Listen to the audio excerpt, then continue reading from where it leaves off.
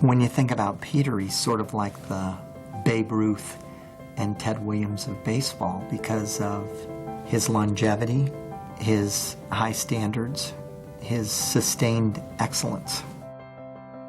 He was a giant in his field, a Renaissance man. He was more than I expected, more than I ever could have anticipated. He was a good man. You've probably heard of the 4 C's of diamonds. Well, there are the 4 C's of Peter Drucker. And these are the values and guiding principles that he considered important, among others.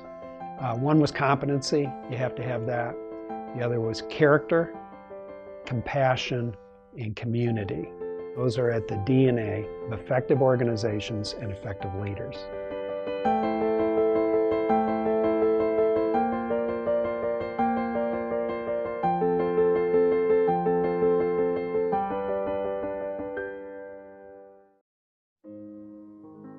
Peter Drucker was born in Vienna, Austria in 1909.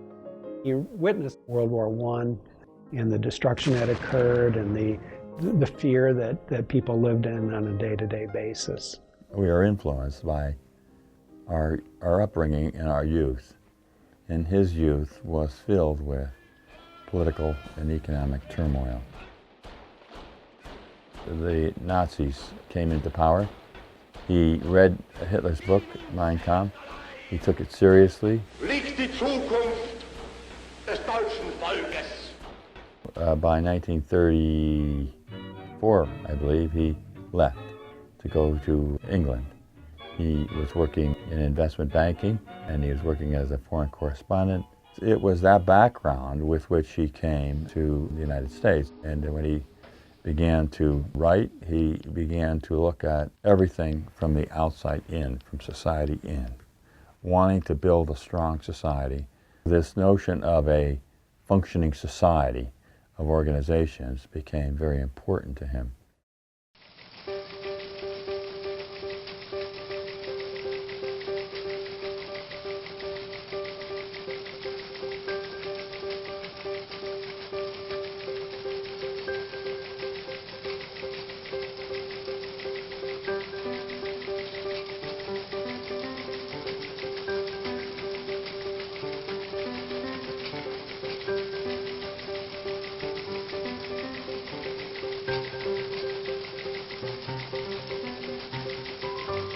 What are the new forces in the market, the new changes? And incidentally, can we identify some major market areas?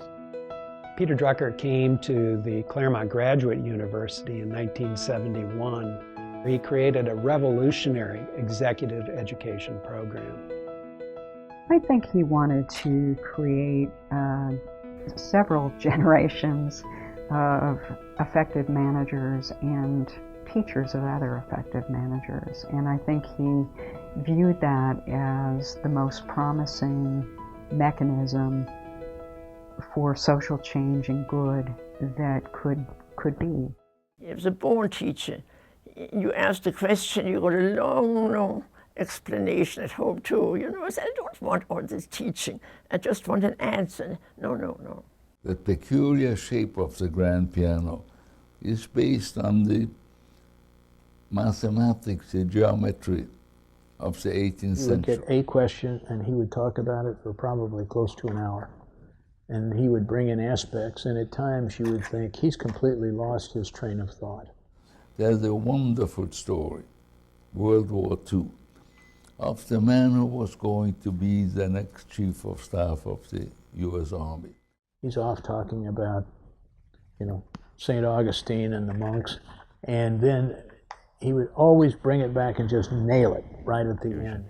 He'd give you an example from the Army, and he'd give you an example from the Jesuits, and he'd give you an example some political time way back in history. And there's a very old Roman law doctrine that says, which from the beginning. But if you hung on for 3 hours, woo, you come out with jewels that you don't forget. The greatest weakness of executives is that they believe that they're being paid for being bright. They're being paid for being right. No, I think almost all of his lectures had as a primary takeaway a moral obligation.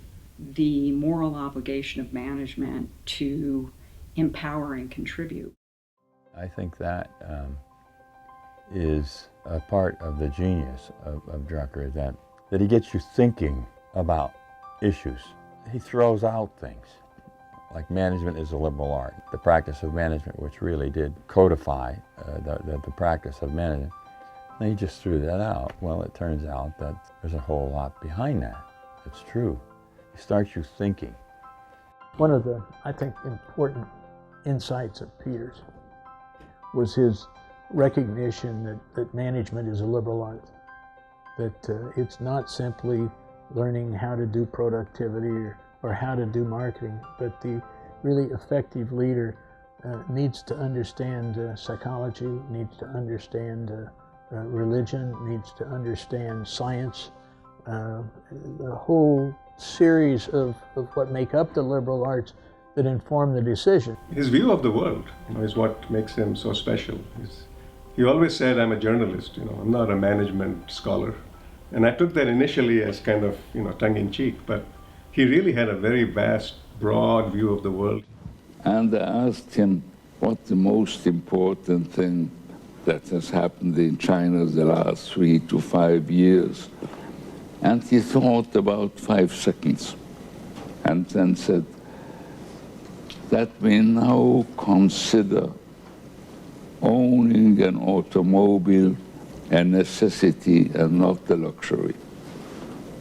That is what globalization means. It is not an economic event, it's a psychological phenomenon. He was prolific. We counted 39 legitimate entries. He actually wrote 2 novels during that process. They were not successful. Let me put it this way, he was a great writer, but he was not a great novelist. He was a very ethical person, and the social well-being of the company and so on, the community and so on, was way above this financial standing. He was much more interested. He was outraged by the great difference between the income of an executive and the worker. I think he is one of the best observers I've ever met in my life, and a brilliant questioner. One time I was dealing with an individual in business who was not a particularly honorable person and who appeared to have tremendous productive capability.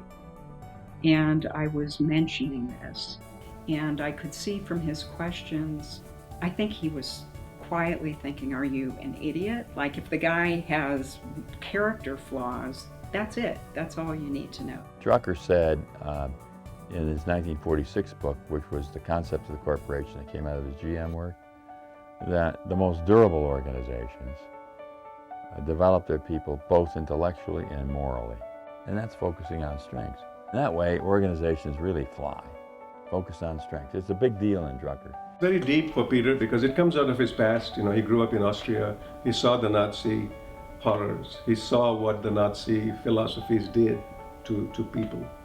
And he had a deep respect for individuals, helping individuals to grow. That was all very, very genuine. If you look at the classic economic view of production or economic activity, right? You got machines, you've got labor, you've got land, all that. Well, people are the only infinitely expandable resource.